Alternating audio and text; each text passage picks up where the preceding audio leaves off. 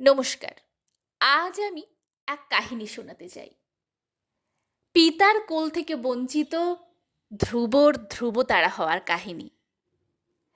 রাজা উত্তানপদ ছিলেন স্বয়ম্ভুর মনু ও শতরূপার কনিষ্ঠ সন্তান ও বিখ্যাত সম্রাট। এই রাজা উত্তানপদের দুই স্ত্রী ছিলেন। তার জ্যৈষ্ঠা স্ত্রী ছিলেন সুনীতি ও কনিষ্ঠা স্ত্রী ছিলেন সুরুচি।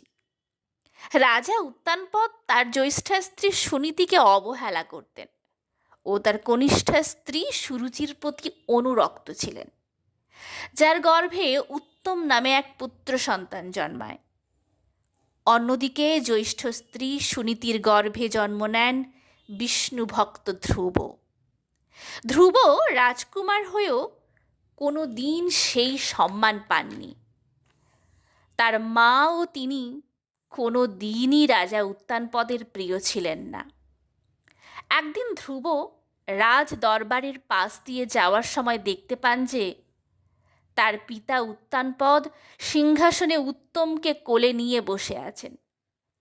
তারও তার পিতার কোলে বসার ইচ্ছা হয়।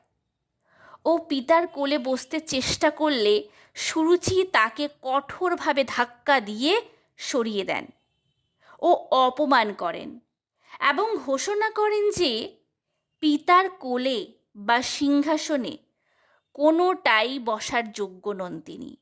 পিতার কোল বা সিংহাসন কোনোটাই তার জন্য নয়। তিনি আরও বলেন, তার গর্ভ থেকে জন্ম না নিলে রাজকীয় সুযোগ সুবিধা পাওয়ার কোনো অধিকার নেই। একটি শিশু ভাগ্যের কারণে নয়, শুধুমাত্র পিতার নীরবতার কারণে সব কিছু থেকে বঞ্চিত। তখন তিনি কাঁদতে কাঁদতে তার মার কাছে এসে জিজ্ঞাসা করেন যে কেন আমি সব কিছু থেকে বঞ্চিত? কেন বাবা কোনো দিনও আমায় একটুও ভালোবাসেন না? তখন তার মা বলেন, এই প্রশ্নের যদি কেউ উত্তর দিতে পারেন তিনি হচ্ছেন ভগবান বিষ্ণু।